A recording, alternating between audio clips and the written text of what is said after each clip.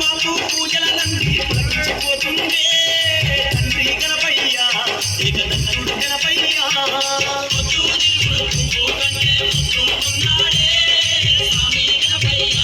ఎండికొండ గణపయ్య పొద్దు మాకు పూజల నంది పులకించిపోతుందే తండ్రి గణపయ్య ఏకదంతుడు గణపయ్య